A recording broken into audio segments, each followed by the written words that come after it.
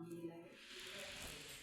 और बाबूजी के लिए बहुत अच्छी, मुझे नहीं मालूम स्वभाव कैसा क्या है, तो बहुत अच्छी चीज़ कि मन में बात रखते हैं, घुनाते हैं, इसको ख़त्म करो, पहले चिंता ख़त्म करो, जो कहना है कहो और साइड हो, मन से खुश। मेरे जैसे देखो, मैं जैसी थी, मैंने कभी नहीं रखा। अब मुझे ना इनका स्वभाव पता है ना उनका पता है, पर जो मुझे फील जो वहाँ पे,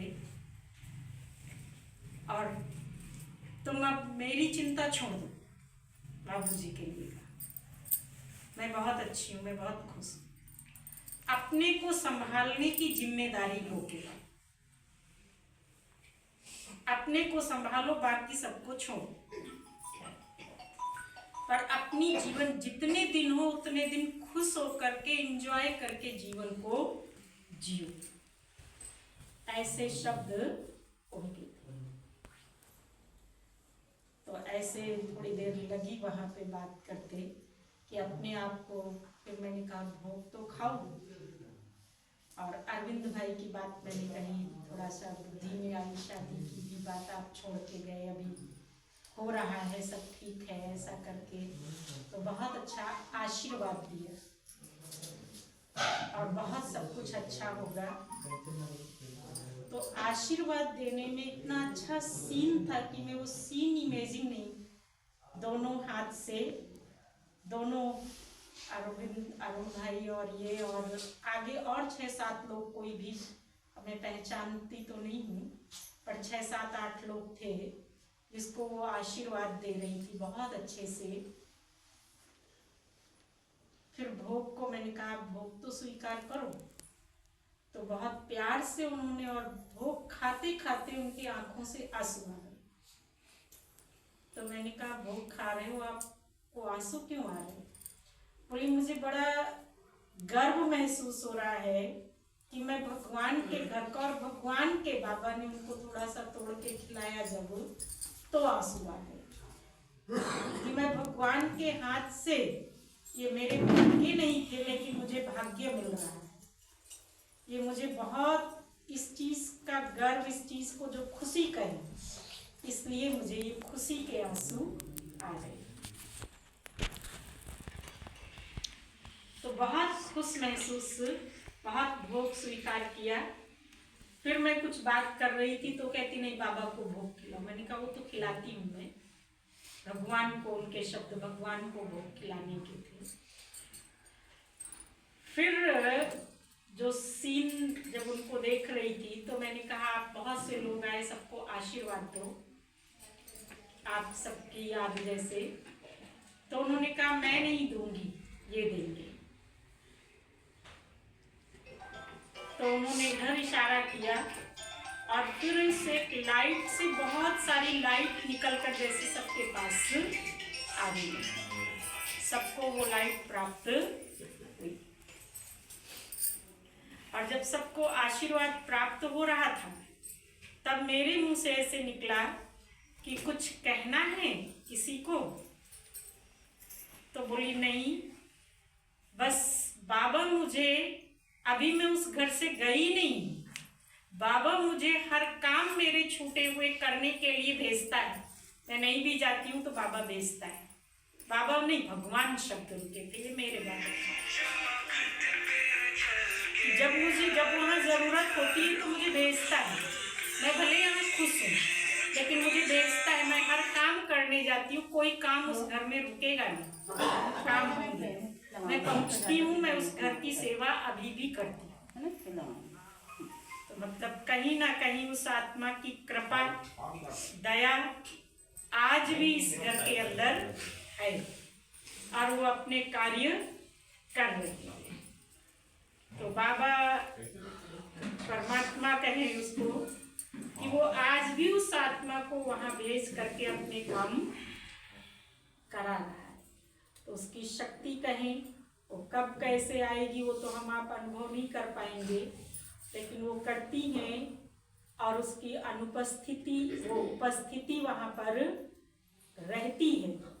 इसलिए हम सब भी कोई भी कार्य करते उनको भूलो नहीं, ये सोचो, जब वो आत्मा आती है तो उस आत्मा को तो हमें तृप्त, भले उसने जन्म लिया हुआ, लेकिन ऐसा तो नहीं कि जन्म लेगी तो आएगी नहीं। आत्मा तो स्वतंत्र है ना, तो वो अपनी दया दृष्टि डालने की, जो मेरे काम छूटे हैं परमात्मा मुझे भेज करके वो काम कराता है, वो शक्तियां इमेजिंग करें। तो आज भी वो दया दृष्टि उनकी है। बार बार उनका इशारा यही था कि हम खा रहे उस घर खिलाओ ना, बार बार भगवान की ओर इशारा बार बार जा रहा था। फिर मैंने बाबा को भोग खिलाया, भोग खिलाकर तृप्त होकर फिर सभी को भोग वितरित करते समय भी उन्होंने अपनी दृष्टि डाली। ये भी एक बहुत बड़ी चीज है कि सबने याद किया तो सबको दृष्टि भी उनकी उसमें पड़ी है। तो वो आशीर्वाद दुआ के रूप में हम भी अभी अगर भोग लेंगे, प्रसाद लेंगे, तो यही समझकर कि उनकी दया दुआ दृष्टि इसके साथ में बड़े शांति से, शालीनता से उस प्रसाद को स्वीकार करना है। ठीक है, तो ये और बहुत हंसते हुए और एक चीज उन्होंने कहा कि परमात्मा ने मुझे अपने लिए बुलाया, अब क्या उनसे अपना कार्य कराना है ये मुझे नहीं पता है। अब ये उसको जो भी कराना होगा तो कुछ तो कार्य होगा, तो कौन सा कार्य कराएगा, धरती के इतने कार्य हैं ये वो जाने। तो उसने बुलाया है तो कुछ विशेष महत्वपूर्ण कार्य ही कराएगा, अन्यथा तो सभी करते छोड़ देते हैं। तो इसलिए उसमें दुखी नहीं होना है, पर ये सोचना है कि अब वो अनेकों की, क्योंकि परमात्मा का कार्य माना अनेकों का कार्य, तो कुछ अनेकों का आपका तो करेंगी ही करेंगी, कर ही रही, पर अनेकों की सेवा अर्थ वो वहां पर गई। तो ऐसी ही स्मृति से अभी सभी श्रद्धा सुमन अर्पित करते जाएंगे। और अगर कुछ अरविंद भाई आपको बोलना है, आएंगे थोड़ा बहुत कुछ माता जी के बारे में, आइए थोड़ा बहुत। किसी को कुछ बोलना है उनके बारे में? है कोई? हाथ खड़ा करो। कंचन, बहुत समय रहे, कुछ बोलना है तो आज नानी के बारे में नहीं बोल। अरुण भाई आप, हाँ हाँ आइए आइए, एक चेयर रख देना यहाँ पे।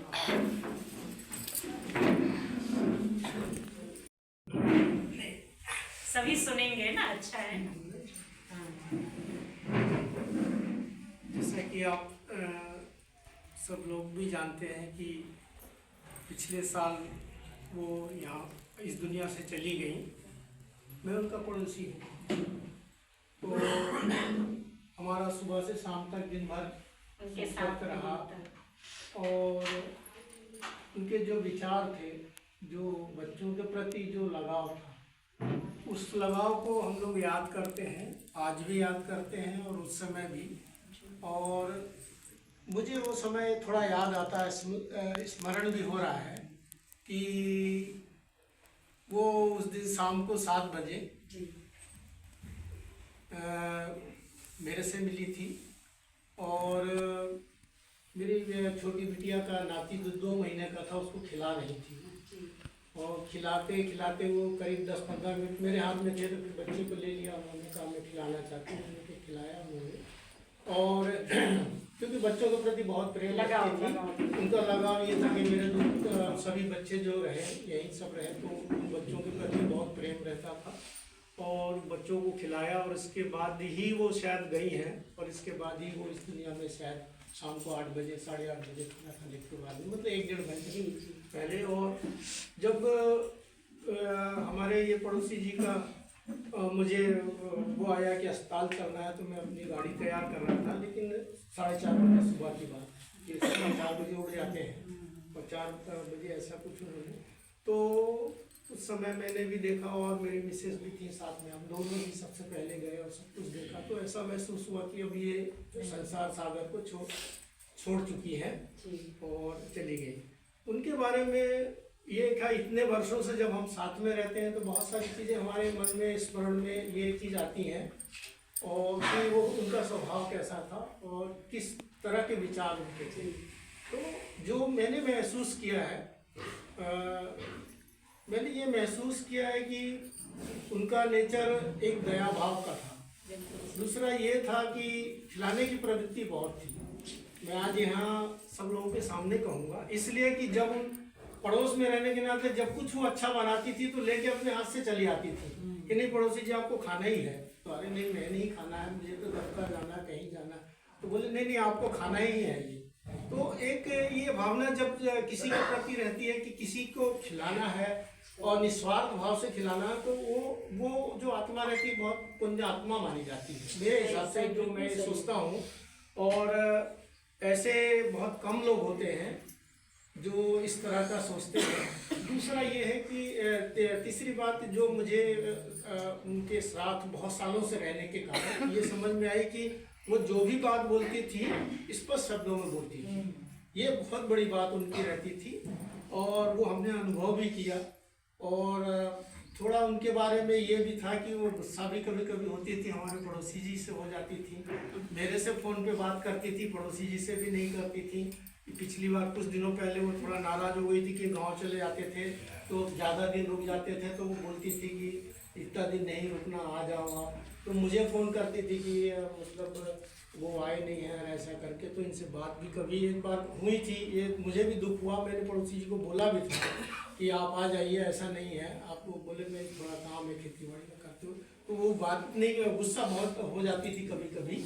ये चीज़ है कि मतलब उनके स्वभाव में रहता था। लेकिन वो थोड़ी देर रहती थी, फिर इसके बाद फिर फ़ोन करती थी कि नहीं ऐसा कुछ नहीं है, उनके बारे में समाचार बताइए आप, कैसा है क्या है। तो ये सब चीज़ें मैंने जो अनुभव किया और उनके साथ रहा, बहुत ज़्यादा देर तक हमारे पास बैठती थी, मेरे पास तो बहुत ज़्यादा देर तक बैठती थी। जब भी मैं घर में रहता था या हम पड़ोस में रहते थे, बाहर ही बैठे रहते थे। वो उनका नेचर, उनका व्यवहार और उनके आचार और विचार, ये सभी चीज़ें मतलब ये था कि बहुत मिलनसार थी और कोऑपरेटिव बहुत थी। और किसी को भी सहयोग देने में मैंने देखा कभी पीछे नहीं। बहुत ज़्यादा तो मैं नहीं साथ में रह पाई, लेकिन जो क्योंकि व्यक्ति के चेहरे से उसके गुण झलकते हैं।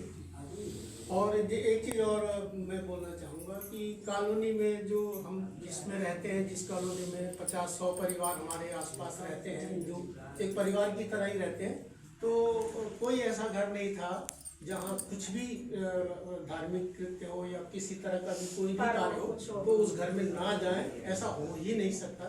ये एक नेचर बहुत बड़ी बात है। सुख में और दुख में दोनों में शामिल होना बड़ी बात है। तो इतना ही मैं कहना चाहूँगा कि ऐसी परमात्मा गई है, कहीं ना कहीं थोड़ा सा हम लोग को तकलीफ तो जरूर हो रही है। वो तो थोड़ी तो देखो, कोई भी चीज़ होती है तो तकलीफ तो होती है, लेकिन बस ये सीखना है